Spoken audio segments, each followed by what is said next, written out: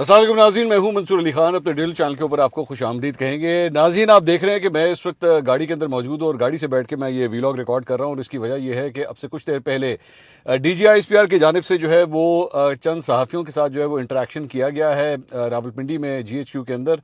और यहाँ पे क्या गुफ्तगू हुई है, बड़ी तफसीली गुफ्तगू हुई है। बड़ी तफसील से जो है वो मुख्तलिफ टॉपिक्स के ऊपर जो है वो मौक़िफ़ पेश किया गया है फ़ौज के इदारे का, कि फ़ौज जो है सारे मामलात के हवाले से जो है वो क्या देख रही है, चाहे वो सियासी मामलात हों, पाकिस्तान अफगानिस्तान के इशू हों, या भारत के साथ इशूज़ हों, या इस वक्त खैबर पख्तूनख्वा की हुकूमत के साथ जो इशूज़ हैं उसको भी बड़ी तफसील से डिस्कस किया गया है। अच्छा जी, पहली बात तो ये है कि काफ़ी बड़ी तादाद में जर्नलिस्ट जो हैं उनको बुलाया गया था आज।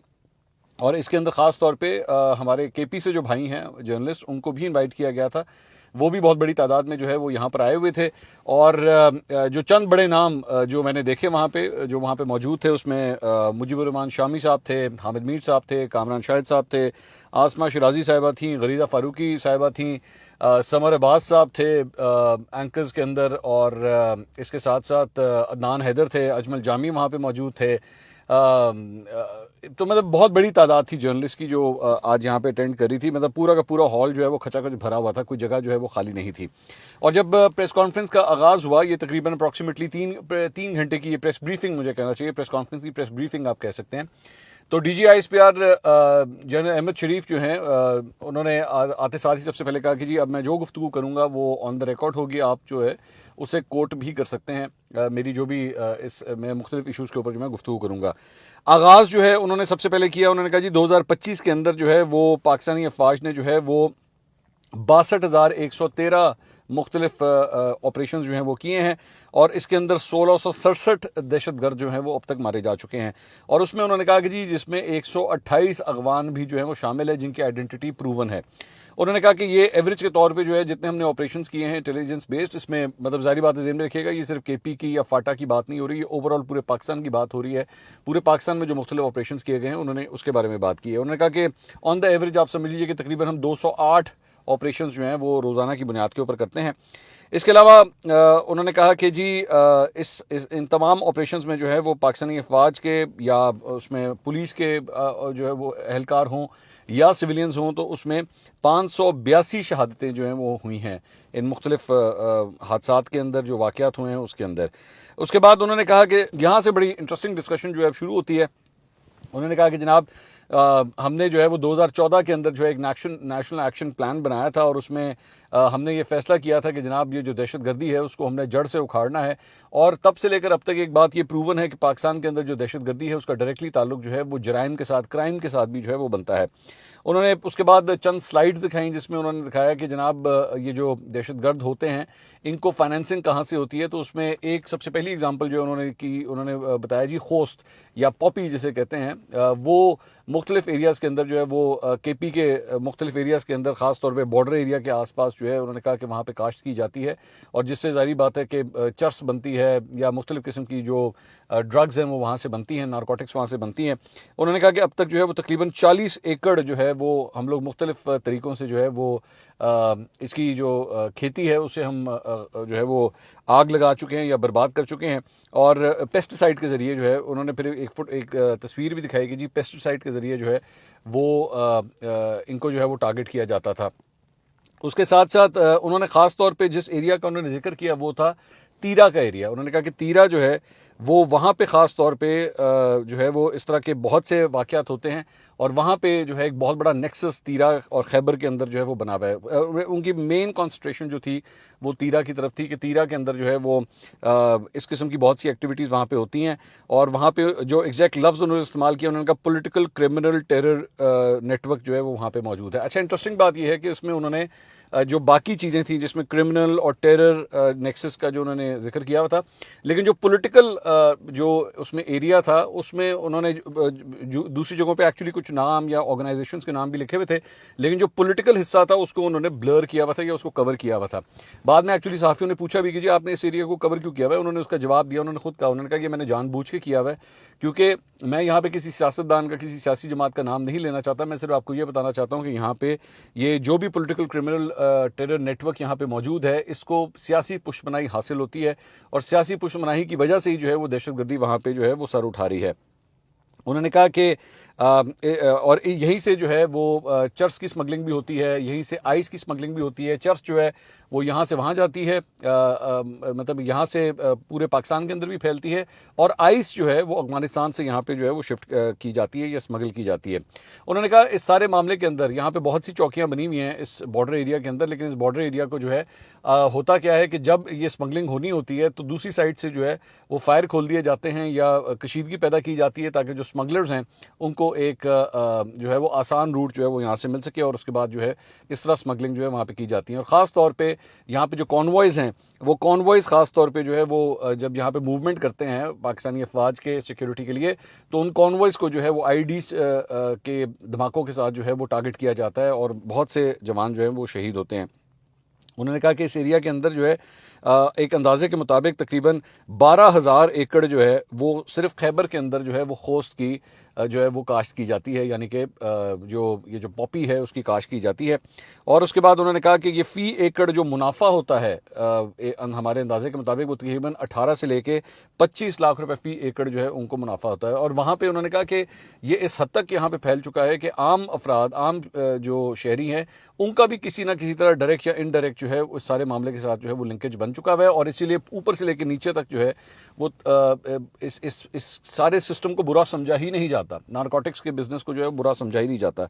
उसके बाद उन्होंने कहा कि होता क्या है कि यहाँ पे जो मुकामी दहशतगर्द हैं वहाँ पे उन्होंने एक इस किस्म का निज़ाम बना लिया है कि वो एक किस्म का जो है वो टैक्स लेते हैं, लोगों से जो है वो कलेक्शन लेते हैं, और ख़ास तौर पर ये जो ज़मींदार होते हैं, जो काश्त करने वाले जो लोग होते हैं, उनसे जो है वो पैसा वसूल किया जाता है, और फिर उन्हें इन रिटर्न प्रोटेक्शन दी जाती है अफवाज के अगेंस्ट, या लोकल जो लॉ इन्फोर्समेंट एजेंसीज होती हैं उनके अगेंस्ट उनको प्रोटेक्शन दी जाती है, या उनके ऊपर हमले किए जाते हैं, यानी कि अफवाज के ऊपर जो है हमले किए जाते हैं ताकि ये नारकोटिक्स का बिजनेस जो है वो डिस्टर्ब ना हो।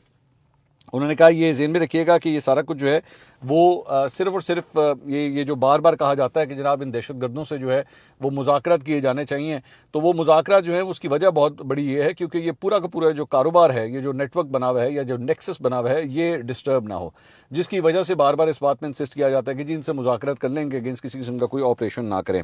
और उन्होंने कहा ये तो मैंने आपको एक एग्जाम्पल दी है कि नारकोटिक्स के बिजनेस के अंदर जो है वो क्या कुछ होता है। यहीं पर कस्टम पेड गाड़ियों का भी जो है वो स्मगलिंग का नेटवर्क वहाँ पर मौजूद है। इसके बाद भत्ते का जो नेटवर्क है वो वहाँ पर मौजूद है। अगवा बराए तावान का नेटवर्क भी है, वो भी इसी तरह यहाँ पे मौजूद है। मतलब दहशत गर्दी को सपोर्ट करने के लिए मुख्तलिफ किस्म के क्राइम्स जो हैं वो वहाँ पे मौजूद हैं, जो ये सारा कुछ वहाँ पे अमल में लेकर आते हैं। काफ़ी लंबी क्योंकि गुफ्तगू मैंने सारी नोट की हुई है, मैं आपको साथ साथ शेयर करता हूँ। उसके बाद उन्होंने कहा कि हम ये कह सकते हैं कि हमने जब नेशनल एक्शन प्लान बनाया था तो उसमें एक फॉर्मूला था कि clear, hold, build and transfer. Clear से मुराद थी कि पाकिस्तानी अफवाज जो हैं वो किसी भी जगह पे जहाँ पे दहशतगर्दी की कोई ऐसी कार्रवाई होगी उस जगह को क्लियर करना उनकी जिम्मेदारी होगी। उसके बाद उसे होल्ड करना कि यानी यहाँ पे जो है दोबारा कोई ऐसी जो है वो चीज़ ना हो। और उसके बाद लोकल एडमिनिस्ट्रेशन का काम था कि हमने उनको हैंड ओवर करना था, उन्होंने वहाँ पे जो है इंफ्रास्ट्रक्चर्स बिल्ड करने थे, और उसके बाद उस एरिया को जो है वो सिविल एडमिनिस्ट्रेशन के हवाले जो है वो किया जाना था। लेकिन अफसोसनाक तौर पर जो है वो सिविल एडमिनिस्ट्रेशन मुकम्मल तौर पर फेल हुई है तीरा के अंदर, खैबर के अंदर। और उन्होंने कहा कि यहाँ पे मदरसों के हवाले से भी जो है अनरजिस्टर्ड मदरसों की तादाद जो है वो अब तकरीबन कोई 1 लाख के आसपास जो है वो पहुँच चुकी है, और वहाँ पे कोई चेक एंड बैलेंस नहीं है कि वहाँ पे जो है वो किस तरह किया जा, वहाँ पे किस किस्म की जो आइडियोलॉजीज़ हैं वो वहाँ पे पढ़ाई जा रही हैं। अच्छा, फिर उसके बाद एक फुटेज वहाँ पे दिखाई गई। एक फुटेज उन्होंने कहा कि अक्सर औकात जो है वो अफगानिस्तान की जानिब से जो है वो ये एक नैरेटिव बिल्ड करने की कोशिश की जाती है कि जनाब पाकिस्तानी अवाम जो हैं वो अफगानिस्तान के हवाले से जो है वो किसी किस्म के एक्शन के हामी नहीं हैं। तो उसके बाद एक फुटेज चलाई गई जहाँ पे मुख्तलिफ लोगों से जो है वो गुफ्तगू की गई थी, मतलब आम शहरियों से, और वो मैं देख रहा था कि मुख्तलिफ शहरों से ताल्लुक़ रखने वाले अफराद थे। कम से कम उनके वो जो टैग्स लगे हुए थे उस पर लिखा हुआ था पेशावर से भी, खैबर से भी, चमन से भी, इस तरह मुख्तलिफ मतलब शहरों से जो है वो लोगों का वो दिखाया गया। तो उसमें बड़े सख्त किस्म के बयानात जो हैं वो लोगों की जानिब से दिए गए हुए थे। इसके अलावा उन्होंने ये बताया कि जनाब ये जो हालिया कशीदगी हुई थी पाकिस्तान और अफगानिस्तान के दरमियान, इसमें उनकी इतलात के मुताबिक जो है वो तकरीबन कोई 206 तालिबान जो जंगजू थे वो इसमें मारे गए हैं, और 112 दहशतगर्द जो हैं उन्हें भी निशाना बनाया गया है। ये हालिया जो कशीदगी पाकिस्तान और अफगानिस्तान के दरमियान हुई थी। इसके अलावा उन्होंने कहा कि जनाब ये जो अफगानिस्तान के साथ हमारे मुज़ाकरात हुए थे ये टर्की और कतर की रिक्वेस्ट के ऊपर जो है वो हमने किए थे, और चूँकि हम अपने बरादर मुस्लिम ममालिक का जो है वो एहसास करते हैं, इसकी बुनियाद के ऊपर जो है वो हमने उनकी इस रिक्वेस्ट को जो है एक्सेप्ट किया था। उसके बाद उन्होंने कहा कि ये जो मुज़ाकरात हुए उसके अंदर तमाम तर जो सबूत थे वो रखे गए, और उन सबूतों को जो है जो मीडिएटर्स थे यानी कि टर्की और कतर दोनों ने उसको एक्सेप्ट किया कि पाकिस्तान की जानिब से जो सबूत दिए जा रहे हैं वो बड़े तगड़े किस्म के सबूत जो हैं वो दिए गए हैं।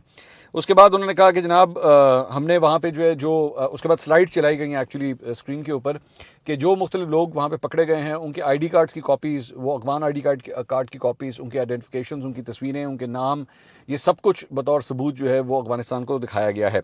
उसके बाद उन्होंने कहा कि इस सारी चीज़ के दौरान एक और चीज़ जो हमने ऑब्जर्व की वो ये थी कि अफगानिस्तान और इंडिया की जानिब से जो है एक पूरा नेक्सस बनाया गया, और ये हम भी वैसे पिन पॉइंट करते रहे आपको कि ख़ास तौर पे फेक न्यूज़ जो है वो पेडल की गई, और उसके अंदर जो है वो इंडियन जो सोशल मीडिया अकाउंट्स थे वो एक्चुअली इनको सपोर्ट करते हुए जो है वो फेक न्यूज़ डेवलप कर रहे थे। मिसाल के तौर पर एक फेक न्यूज़ जो है वो ये बनाई गई कि जनाब अफगानिस्तान ने जो है वो किसी एक रैंडम अकाउंट से बेसिकली एक कोई तस्वीर डाल दी गई कि जनाब पाकिस्तानी कोई टैंक जो है वो कब्जे में ले लिया गया है, तालिबान ने ये ले लिया है, जबकि वो एक्चुअली वो पाकिस्तानी टैंक नहीं था, वो अफगानिस्तान की ही फुटेज थी, और वो कि पुराना रशियन टैंक था, तो उसकी फुटेज को जोड़ दिया कि जनाब ये पाकिस्तानी टैंक है। और उसके बाद सिर्फ ये नहीं, उसको all the way Indian news channels ने एक्चुअली पिक किया, उसको रन करना शुरू किया। उन्होंने पूरा एक्चुअली इसको स्लाइड्स के जरिए उन्होंने शो किया कि यहाँ से स्टार्ट होता है, उसके बाद नंबर 2 जो है वो इंडियन न्यूज़ चैनल्स को पिक करते हैं, और उसके बाद अल्टीमेटली अफगानिस्तान के अंदर और इंडिया के अंदर जो है वो बड़े बड़े अकाउंट्स जो हैं उसको रीट्वीट करना शुरू करते हैं। तो पूरा फेक न्यूज़ का जो है एक पूरा नेटवर्क जो इस सारे मामले के अंदर बनाया गया।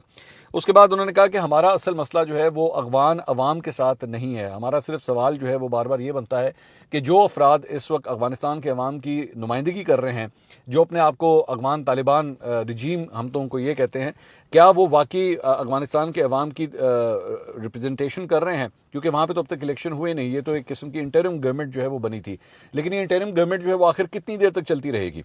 हमारा सबसे बड़ा सवाल ये है, क्या अफगानिस्तान के लोगों को जो है वो अपना हक राय दही इस्तेमाल करने का मौका मिलेगा या नहीं मिलेगा, कि हम ये कह सकें कि वाकई ये जो हुकूमत बैठी हुई है ये अफगान हुकूमत, ये अफगानिस्तान के अवाम ने ही उसे चुना है। उसके बाद उन्होंने कहा कि जो गवर्नमेंट की जो ख़ास तौर पर उन्होंने तारीफ़ की, उन्होंने कहा हुकूमत जो है वो बहुत अच्छा काम इस मामले में कर रही है कि जब कोई फेक न्यूज़ पेडल की जाती है तो उसको फैक्ट चेक करने के लिए मिनिस्ट्री ऑफ इंफॉर्मेशन की जानिब से जो है पूरा एक ट्विटर अकाउंट बना हुआ है एक्स के ऊपर, वहाँ से जो है हर फेक न्यूज़ को जो है वो काउंटर चेक वहाँ पर आप कर सकते हैं। अच्छा जी, उसके बाद गुफ्तगू जो है वो मैंने actually question and answer sessions हुए, मुख्तलिफ जर्नलिस्ट ने बहुत से सवाल किए, मैंने वहाँ पे जो क्वेश्चन किया वो मैं आपके सामने रख देता हूँ। मैंने उनसे ये क्वेश्चन किया, मैंने कहा जी कि और मेरे अलावा एक्चुअली कुछ और जर्नलिस्ट ने भी कुछ मिलता जुलता, बल्कि BBC से भी हमारी एक कॉलीग आई हुई थी, उन्होंने भी कुछ मिलता जुलता ही क्वेश्चन किया, और भी कुछ एक दो जर्नलिस्ट ने कुछ ऐसी ही बात की। मैंने उनसे सवाल किया जी ये बताइए कि ये जो आपने जो ख़ास तौर पे तीरा के हवाले से और खैबर के हवाले से गुफ्तगू की है, उससे मैं ये इंप्रेशन लेके जा रहा हूँ कि आप पाकिस्तान तहरीक इंसाफ की बेसिकली जो एडमिनिस्ट्रेशन है जो, या फिर जो मौजूदा वज़ीर आला हैं, आप उनसे ज़्यादा खुश नहीं हैं। और आपने एक रावलपिंडी के अंदर प्रेस कॉन्फ्रेंस भी की थी, उसको भी जो है वो PTI ने कुछ ज़्यादा, या सूबाई हुकूमत ने कुछ ज़्यादा अच्छे तरीके से नहीं उसे रिसीव किया था। तो क्या आपको you have a problem with the CM? अगर आप डू यू लाइक हिम और नॉट? मैंने तो स्ट्रेट फॉरवर्ड पूछ लिया, मैंने do you like Suhail Afridi और नॉट? तो उसका जवाब जो उन्होंने दिया है वो मैं कोशिश करूंगा वर्ड टू वर्ड, ऑब्वियसली जितनी मेमोरी है उसके मुताबिक ही जवाब दे सकूं। उसमें उन्होंने कहा कि जी देखिए, वो रियासत, हम भी जो है ना, हम रियासत नहीं है, हम रियासत का एक हिस्सा हैं। हम जो रियासत, और इसी तरह वो भी रियासत का ही एक पार्ट हैं। लोगों ने उन्हें इलेक्ट किया है, वो वहाँ के वज़ीर आला हैं। हमें जो बतौर इदारा एक दूसरे रियासती इदारे के साथ कोऑर्डिनेशन करनी होती है वो हम करते रहेंगे। इट डज़ नॉट मैटर कि इसमें मेरी पसंद नापसंद क्या है या इदारे की पसंद नापसंद क्या है, इट डज़ नॉट मैटर। ये एक दो मुख्तलिफ जो है वो कंपोनेंट्स हैं, और इन्होंने आपस में कोऑर्डिनेशन करके ही चलना है। और इसीलिए मतलब उन्होंने कोर कमांडर पेशावर का जो विजिट हुआ था जिसमें वो CM से जाके मिले थे, उसका उन्होंने जिक्र किया। उन्होंने कहा ये अपनी जगह है, लेकिन दूसरी जगह के ऊपर हमारा काम है आपको आइडेंटिफाई करना, हमारा काम है आपको बताना कि उस जगह के ऊपर सिक्योरिटी के हवाले से, दहशतगर्दी के हवाले से क्या कुछ हो रहा है, हम उसको पिन पॉइंट कर रहे हैं। उसके बाद उसके इफेक्ट्स क्या होते हैं, उसके लीगल इफेक्ट्स क्या हो सकते हैं, उसके पॉलिटिकल इफेक्ट्स क्या हो सकते हैं, ये जो है वो वक्त तय करता है, या अदालतें तय करती हैं, या लोग तय करते हैं। तो हमारा ये फ़र्ज़ नहीं है कि हम जो है वो किसी को बताएं कि हमें ये फ़लाँ बंदा पसंद है या हमें फ़लाँ बंदा पसंद नहीं है। एक और जर्नलिस्ट ने एक्चुअली, क्योंकि अब हम ज़रा पॉलिटिकल साइड के ऊपर आ रहे हैं, तो मैं वहाँ पे जो क्वेश्चंस हुए उसके पे मैं करना चाहूँगा। एक पेशावर से आए हुए हमारे कॉलीग थे, उन्होंने एक क्वेश्चन वहाँ पे किया कि ये बताइए कि अभी पिछले दिनों जो है वो आर्मी चीफ ने, फील्ड मार्शल आसिम मुनीर ने वहाँ पे एक जिरगा किया और पेशावर के अंदर वो जिरगा हुआ, लेकिन चीफ एग्जेक्टिव को नहीं बुलाया गया, सूबे के चीफ एग्जेक्टिव को यानी सुहेल अफरीदी को जो है वहाँ पे नहीं बुलाया गया। दीगर वहाँ पे मुशीरान वहाँ पे थे, बड़े मुख्तलिफ ट्राइबल एल्डर्स वहाँ पे थे, लेकिन उनको नहीं बुलाया गया। तो उसका उन्होंने जवाब दिया कि ये तो बुलाने वाले का इस्तेकाक होता है कि वो किसको बुलाता है या नहीं बुलाता। इस पर तो मैं क्या कॉमेंट कर सकता हूँ, तो हर एक की मर्जी होती है। फिर उसके बाद वहीं पे एक और जर्नलिस्ट ने एक और सवाल किया कि जी सूबे के अंदर अमन व अमान की सूरत हाल के हवाले से जो है वो एक एपेक्स कमेटी इस मरतबा बनाई गई है और उसके अंदर बाकी तो तमाम स्टेक होल्डर्स हैं, लेकिन फौज का कोई नुमाइंदा इस एपेक्स कमेटी के अंदर शामिल नहीं किया गया। तो दोनों क्या ये साबित नहीं कर रहा कि दोनों वाक़यात जो है वो साथ साथ हो रहे हैं? तो इसका मतलब है कि आप दोनों के दरमियान जो है वो ब्रिज बहुत बढ़ चुका हुआ है, पॉलिटिकल लीडरशिप के दरमियान, केपी की पॉलिटिकल लीडरशिप के दरमियान और जो इस वक्त एस्टैब्लिशमेंट है उसके दरमियान। तो उसमें उन्होंने कहा कि देखिए दोनों अपने अपने कॉम्पोनेंट्स हैं, दोनों अपने अपने तरीके से फंक्शन करते रहेंगे और हम कोशिश करेंगे कि मिल के जो है वो सेम पेज के ऊपर चलें। हम तो जो भी बात कर रहे हैं नेशनल एक्शन प्लान के मुताबिक बात कर रहे हैं। हम तो चाहते हैं कि उसके ऊपर पूरी तरह अमल दरामद जो है वो होना चाहिए। हम एक टेरर नेक्सस, जो पॉलिटिकल क्रिमिनल टेरर नेक्सस है, हम उसको आइडेंटिफाई कर रहे हैं कि ये जो है वो आपस में मिलते हैं, इसको जो है कोई ना कोई इसका सोल्यूशन निकलना चाहिए। हम तो सिर्फ इतनी डिमांड करते हैं। उसके बाद एक और हमारी फीमेल कॉलीग थी, उन्होंने फरजाना मेरे ख्याल में उनका नाम है, उन्होंने सवाल किया। उन्होंने कहा कि जी देखें, आप ये कह रहे हैं कि आप रियासत का हिस्सा हैं, लेकिन हम ये समझते हैं कि आप रियासत आप ही हैं। उन्होंने कहा कि हम तो ये समझते हैं रियासत आप ही हैं, आपके इजाज़त के बगैर जो है वो कोई टिकर नहीं चल सकता। टीवी के ऊपर उनका आज टीवी से ताल्लुक था, उन्होंने कहा कि आपकी इजाज़त के बगैर जो है वो कोई टिकर नहीं चल सकता। तो ये है आज़ादी सहाफ़त, तो ये है ग्राउंड रियलिटी। उसका जवाब उन्होंने दिया। उन्होंने कहा कि जी बात यह है कि यहाँ पे जो है वो आर्टिकल 19 जो है वो बेशक आपको फ्रीडम ऑफ स्पीच देता है, बट फ्रीडम ऑफ स्पीच वो आपको देता है विद रिस्पॉन्सिबिलिटी। उन्होंने कहा कि आपको आपके चैनल के जो ओनर हैं, उन्होंने जिस लाइसेंस के कॉन्ट्रैक्ट के ऊपर दस्तखत किए हैं उसके अंदर बहुत सी शिकें हैं। मैं आपसे दरख्वास्त करूंगा कि आप शिकों को एक दफ़ा पढ़ लीजिए। ऐसा नहीं हो सकता कि आप जो है वो फेक न्यूज़ के ऊपर जो है वो टिकर चलाते रहें। तो ये अगर आपने आज़ादी सहाफ़त को प्रैक्टिस करना है तो it has to come with responsibility. तो ये पूरी दुनिया में उन्होंने कहा कहीं नहीं होता, ना बरतानिया में होता है, ना कहीं और होता है कि आप जो है वो अपनी मर्जी से जो मर्जी दिल करे आप जो है वो उसको बोल दें। तो you have to be very responsible.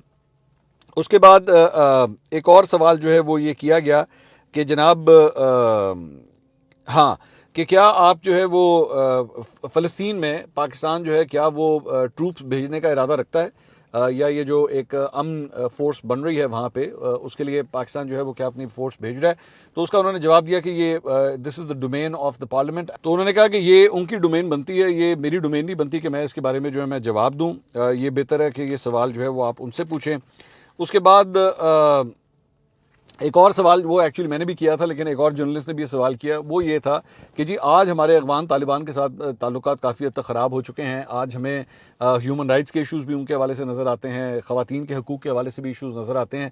लेकिन माजी में यही अफगान तालिबान जो है वो हमें बहुत पसंद थे, हमारी उनसे कोऑर्डिनेशन भी होती थी, बल्कि हमारे माजी के चंद DGISIs जो है वो यहाँ तक कहते थे कि जनाब ये हमारा ही हिस्सा है, मतलब ये हमारे लिए इनसे बेहतर और कोई सोर्स हो नहीं सकती।